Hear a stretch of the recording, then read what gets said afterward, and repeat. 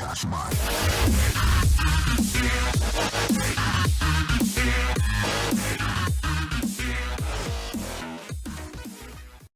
right, guys, what's happening? Wally with Beach River Landscapes. I just got home. It feels amazing outside. It is 35 degrees out here. I know Scott's hating it, but I bring the dance party for the cold weather. You know, Scott Hands with Lawn Life. We you know, he's from Jacksonville too, so we're both Duval boys, but you know, he really hates the cold. I'm sorry, brother, but this feels so good, man. It does suck when you're doing irrigation though, and your hands get in the water and then they're freezing. So that part sucks, but man, I love the cold, guys. I love the cold. So I want to talk to you guys about something that comes up a lot, and it's something that I used to have to deal with all the time, man. And it's something that can really suck, and that's collecting money that people owe you. I've had so many scenarios, guys, so many, and you know, back in the day, I had no outlet. I had nowhere to turn to, man. You know, a lot of guys back then didn't really want to share info. They just didn't want to help each other out. A couple guys would, but for the most part, just people around here just didn't want to help each other out. So again, that's part of this whole lawn care community, something that I'm really, really stoked to be a part of and to have discovered and to have found. So I'm going to share a plethora of inconvenient tragedies that have happened with me when it comes to collecting that money. So first thing is first, I can go into a whole bunch of scenarios and drag this out for 2 freaking days talking about it, you know, like I'm sure you guys could too. But here's what I want to just do. Let's make this kind of quick. So I want to go over like probably 3 different scenarios and things that have happened. So when I first started doing lawn care, you know, it was a matter of coming into this, having no idea what I was doing. I couldn't go work for a 9-to-5 again after, like, I used to tour and all that stuff, and coming home.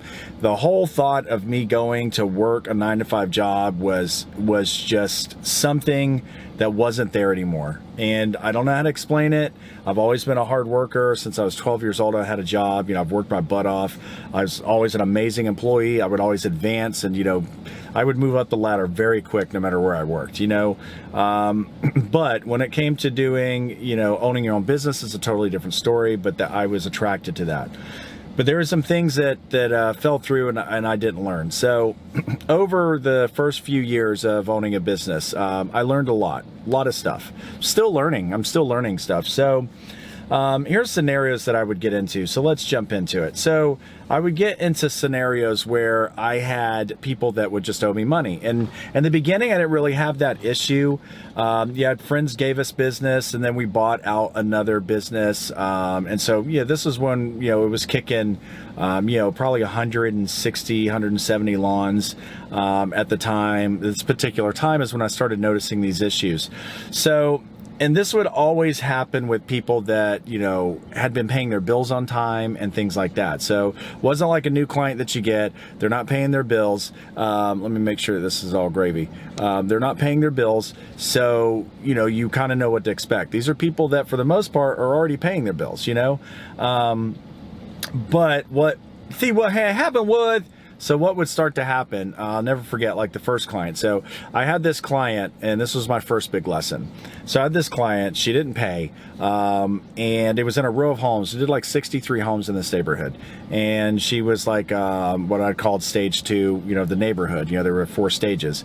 So it was just about where the position was. So I just remember, you know, just trying to ask her for the money and just being, you know, really cool about it and blah, blah, blah. And I would get responses. She would respond to me, all this stuff, but I just wouldn't get paid. 3 months went by, and I'm just thinking, you know, I just kind of took over this, you know, this company we just bought out. You know, the people were really nice. She's been responding. Maybe she's having a hard time. I get it. She would be responsive and all that. 3 months go in. I'm like, hey, I really need to get paid. You know, I don't know what to tell you. I just got to get paid, blah, blah, blah, blah, blah. I really didn't know what to say at the time, you know. I just kept sending invoices and to say, please pay immediately. She was responding, I'm sorry. And I'm like, okay. Anyways, fast forward. I was an idiot. 6 months I cut her lawn.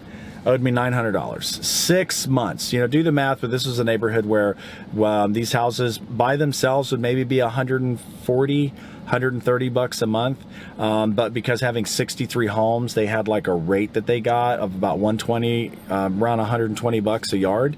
Some 115, some 120, 125. It just varied. But you know, doing so many homes, we just gave them a bulk rate. A day and a half in that neighborhood doing 63 homes with 3 of us, it was really good money. So anyway, 6 months went by. She didn't pay. Next thing I know, I see her, you know, I'm knocking on the door at this point. She's not answering. She's not returning like phone calls. And I did everything like over phone calls. So she wasn't doing, like, wasn't returning anything, blah, blah, blah.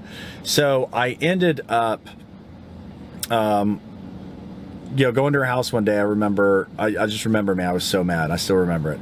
Went to her house. There's a for sale sign. The house was for sale. She was gone. She moved out. And I never saw that money again. I called her, then I tried emailing her, all this stuff, nothing. I lost, you know, they sold the home and that was $900 out the door. I was such an idiot, dude. Such an idiot, man. So I learned a lesson from that. Don't mow 6 months again. Don't mow somebody's house for 6 months if you don't get paid. So everything was fine after that. Just lesson learned. I was pissed. So I got this other client. Again, people that are used to paying their bills on time.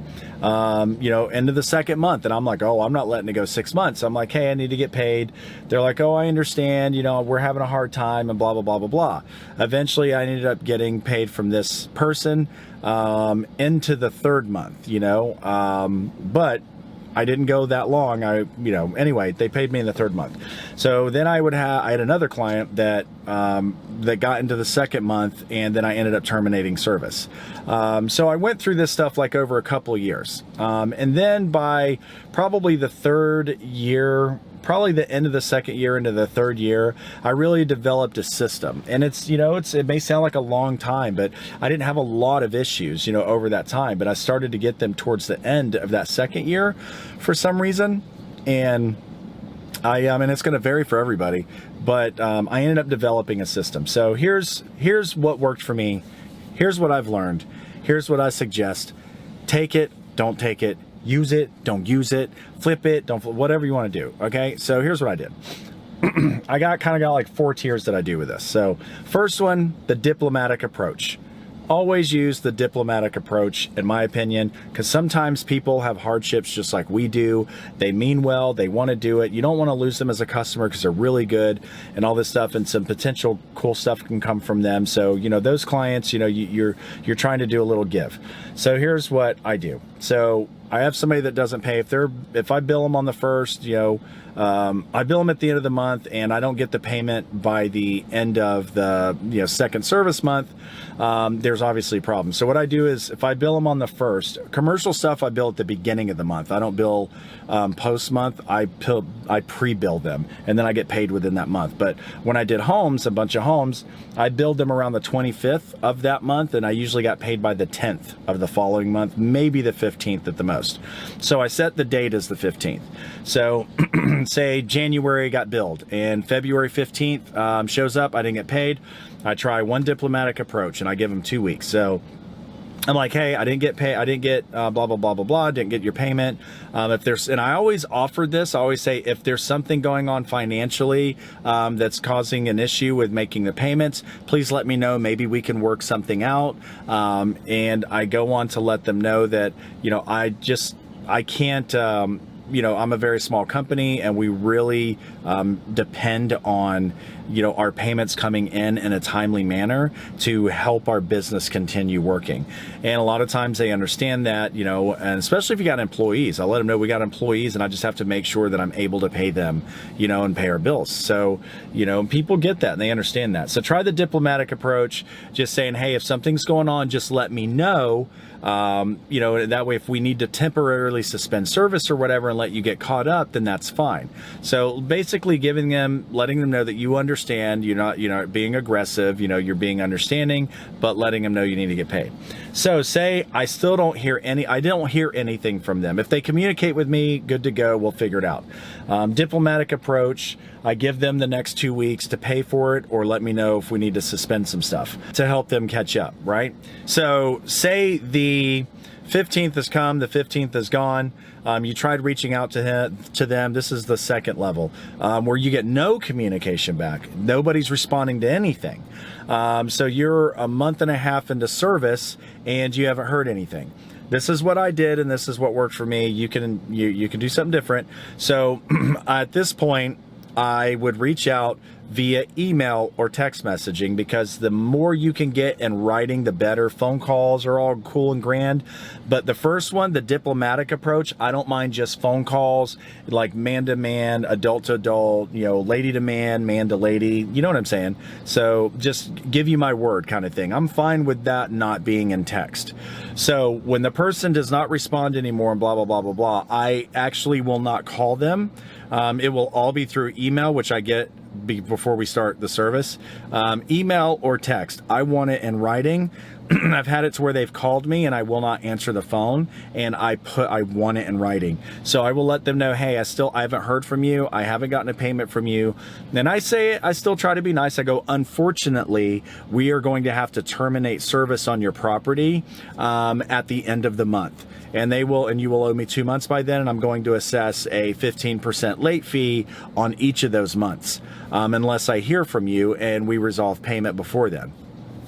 Half the time, I probably say only half the time, I'll get people that respond and pay right away. The other, you know, 3/4, or you know what I'm saying, like half of the other half of the time, people will respond and we try to work something out. You know, can I pay, you know, a month right now and then 2 months next month, because they got issues, they got bills and all that stuff too. And so by letting them know that you're going to terminate services, it does a couple things. It lets them know that you're not going to be taken advantage of. And then it also puts it on them to find another lawn service. They don't want to find another lawn service. People, for the most part, want to find a contractor, stick with that contractor and stay there. They don't want to have to pick up the phone and call somebody else. So you put a little fire under somebody's butt, they're most likely going to respond to that, and they're going to, you know what I'm saying, they're going to take care of it.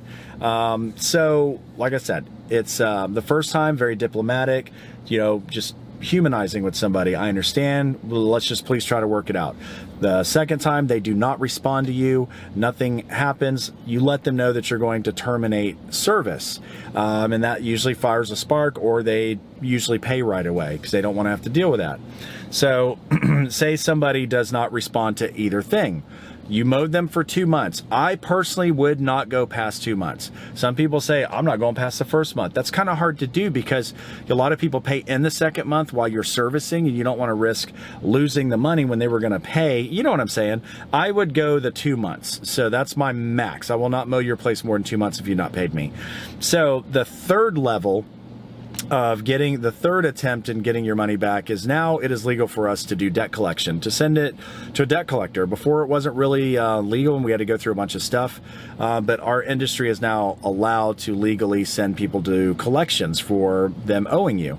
Again, you need to have it in writing. You need to have an agreement in writing that, you know, this is how much you should be paying, and this is how much, you know, you're supposed to be paying a month, and this is the last time that you paid me, and blah, blah, blah. You need to have a record in writing. Stop with the phone call agreements and all of that stuff and putting nothing in writing. The people I'm talking about that you've had, they do good. The first attempt with a phone call is cool. As long as they take care of it, you're good to go. But the second time they don't want to do anything, you let them know you're going to end service. They still don't, you know, come back. I mean, you need to do the collection thing. But I think after the phone call, or maybe even with the first attempt, you need to do a follow-up with an email, which I've done too. So I'll get off the phone, blah, blah, blah, and then I'm like, hey, just to let you know, just so you have it for your records. I'm acting like I'm doing it for them, just to have it for your records. You know, this is the agreement that we came up with, and they'll usually respond and say, yes, thank you so much. And you have that. Always get it in writing, man. So the third one, like I'm saying, collections. So I've done this many times, and for the most part, 9 times out of 10, whether they something happened to them and they change their attitude and they've just turned into not nice people, they pay their bill. So people are like, please do not send me collections, blah, blah, blah. I swear to God, I'll pay it. I've had people not respond to me for 3 or 4 months, and then I sent them something on collections, or they finally got the email or something in the mail, and boom, they call right away and they pay us. So letting people know, and it's not, you got to make sure to not be really aggressive in like a nasty way. Just be like, hey, Mr. So-and-so, I've tried several attempts to contact you. I've been very unsuccessful. Unfortunately, I will have to send you to collections. I need to collect this money and blah, blah, blah. This is money that's owed to us and the amount that's agreed. Put everything in writing. Most of the time, they're going to respond back when you mention the word collections. So the fourth thing, which is really the last thing that you can do besides some of the crazy stuff people have done. And I never recommend you pouring salt on somebody's yard, even though I've thought about doing it a lot, or like any crazy stuff like that, or scalping their yard, on purpose. I've seen people do that crazy stuff. You have the option to put a lien against somebody's property. Now, somebody's paying you to mow their property. And this is all residential, by the way. Like I said, I think I already said it. The commercial stuff's a whole other animal. That's lawyers. That's all kinds of stuff. So this one, you can pay a lawyer to do it. It's a very small fee, or you can do it yourself. But if somebody still refuses to pay you, refuses to communicate with you, or just refuses to pay you even if they do communicate with you, you have the option to put a lien against somebody's property. Now, somebody owes you $300, $500. There are instances in landscape, somebody owes you thousands of dollars. You can apply for a lien against somebody's property. What does that do? How does it work? Somebody owes you $1,000. You file with the state, the city, a lien against this person's property. So if this person goes to sell their house, it's 10 years later, 5 years later, they cannot legally, they cannot close on that house until they settle their debts. Any liens against that property have to be settled before they sell their home. And I'll tell you what, that works. I've had it happen a couple of times and people have paid. So you file a lien against that person's property. They're just like, yeah, whatever. People move all the time. Next thing you know, they're moving. So they have to end up paying you. There comes your $1,000 plus any fees that you had to spend on a lawyer or anything like that. So putting a lien on somebody's property is very effective and it does work. And I said 4, and that's 4, but there is also 5. You can take somebody to civil court. Say if you put a lien on their property, or say if they rent, you know what I mean? Say if they just rent, and in that lease, the renter is solely responsible for that landscaper to be mowing the lawn. The owner of the property is completely out of it. You can take them to small claims court. Most of the time you will win. I've seen people say you don't win. That's BS. You do win. It's a contract between you and somebody. They owe you money. You take them to court. They end up paying your lawyer's fees, the court fees, and all that stuff. And then that's going to be up to you. How bad do you want the money? Is it worth going through all of that? I've done it, and I say yes. If somebody owes me, that's $100, $200. I'm not chasing that. Somebody owes me like $1,000 or more dollars. Like, I'm going to the full limits of the law, son. You know what I mean? Anything under that is still worth it, but considering where we are, I just don't mess. I try all 4 of those, and if those don't work, then I just pretty much leave it alone at that point. But the thing though is with the collections, eventually sometimes that will pay you, and then sometimes you still never hear anything from it. A lot of times they'll get a partial payment, from the collections. They'll settle something with them. So to recap, try diplomatic stuff, follow up with an email, that way it's in writing. Step 2, if they don't respond, you can't get a response from them, just inform them that you're going to terminate services. That lights a fire under people's butts sometimes. If that doesn't work, step 3 would be to let people know you're going to send their debt to collections. That will freak most people out that care about their credit. That will freak them out, and that will, pretty much step 3 and forward, you probably don't work with them anymore. Step 2, the termination of service, thing, you can, I have continued working with people that I had to go to that step with, but once you're at step 3 and 4, you don't even need to work with that client anymore. So, so anyways, then step 3 would be, you got step 1, which is diplomatic. You got step 2, which is the termination of service. You got step 3, which is the collections. And then step 4 is putting the lien against somebody's home. So you advise somebody, send it certified mail. Make sure it's certified mail. You can't just put it in a mailbox. It doesn't work. Certified mail that you are putting a lien against their property. I would advise you to pay a lawyer a couple $100 to help you draft up, a lien against somebody's property. So those are the 4 main things that I would try. 5, like I said, is going to civil court with somebody if it's enough money. You do a landscape job and they don't want to pay you, take their ass to court, man. Take somebody to court. I pay my debts and bills, so I can't imagine not paying a contractor money. But anyway, those are just some of the things. If you guys have any, anything else, I didn't want to make this super long, so sorry it drug out longer. But anything else you guys can think of, leave a comment down below.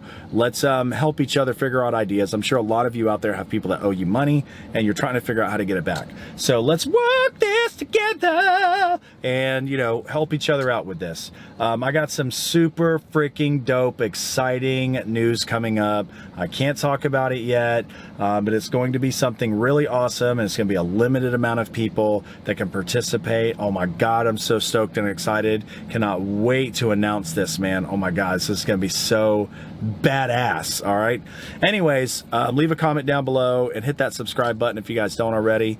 And everything is cherries and blossoms. Yeah. Y'all have a good one.